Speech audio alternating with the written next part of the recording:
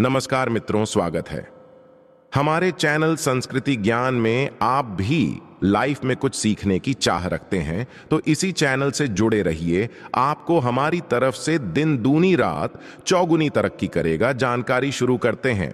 अच्छे लोगों की मृत्यु जल्दी क्यों हो जाती है? मृत्यु अटल है, इसे कोई नहीं टाल सकता है और न ही इसका समय बदल सकता है।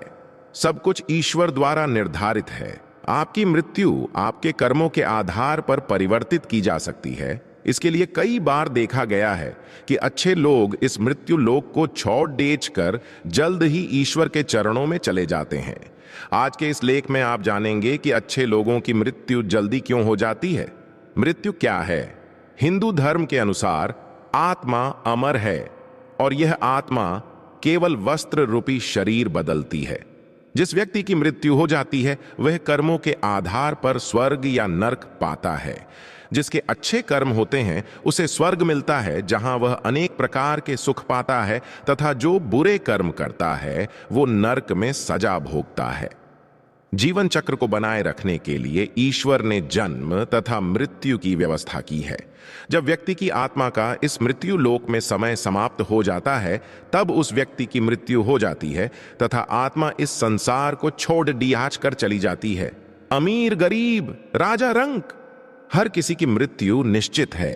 कोई भी धन से मृत्यु का समय परिवर्तित नहीं कर सकता है।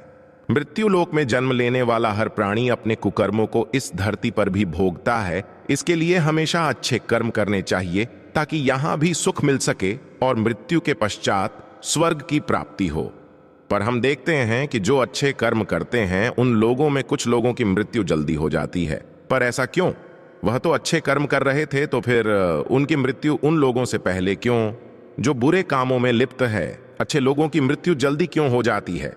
ऐसा जरूरी नहीं है कि जिनकी मृत्यु जल्द हो जाती है वह सुसज्जन होते हैं, और न ही ऐसा है कि जो ज्यादा जीते हैं वह बुरे होते हैं।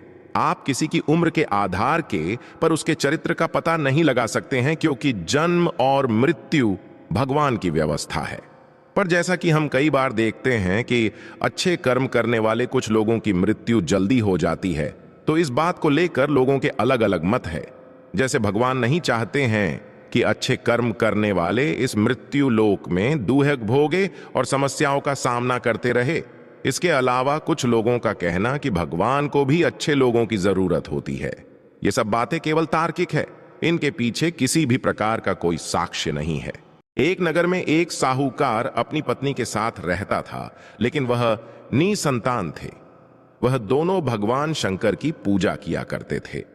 एक दिन पार्वती जी कहने लगी कि यह आपकी इतनी पूजा करते हैं, फिर आप इनकी इच्छा पूरी क्यों नहीं करते हैं?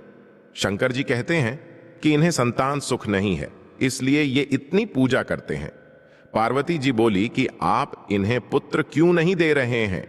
शंकर जी ने कहा कि इनके भाग्य में पुत्र का सुख नहीं है, लेकिन पार्वती जी नहीं मानी और वह जिद करने लगी।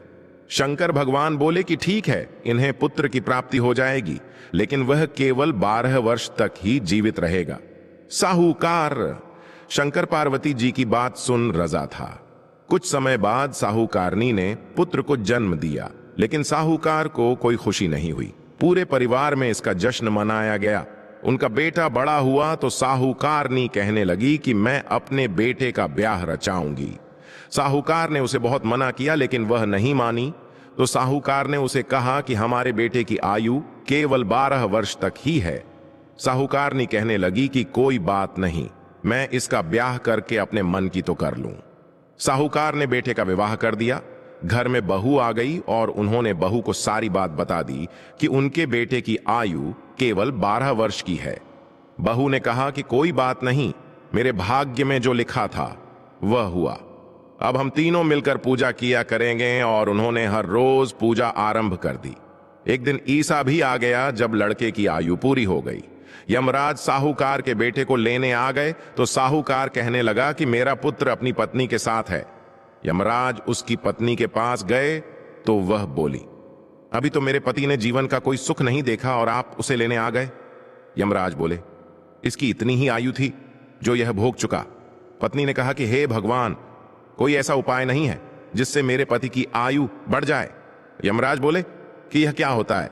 लेकिन भगवान बोले कि यमराज का काला कंबल, लोहे का तसला, 5.25 रुपए ये उठाकर रख दे। 1 वर्ष पूरा होने पर यह किसी को दे देना, तुम्हारे पति की आयु लंबी हो जाएगी। जैसा भगवान ने बताया, बहू ने ऐसा ही किया और उसके पति की आयु लंबी हो गई। यमराज जी की जय। इस वीडियो में बताई गई जानकारी आपको समझ में आ गई होगी। वीडियो को लाइक कीजिए, शेयर कीजिए, कमेंट में जय श्री हरि जरूर लिखिए। आपकी सारी मनोकामना पूरी होगी। वीडियो अंत तक देखने के लिए धन्यवाद।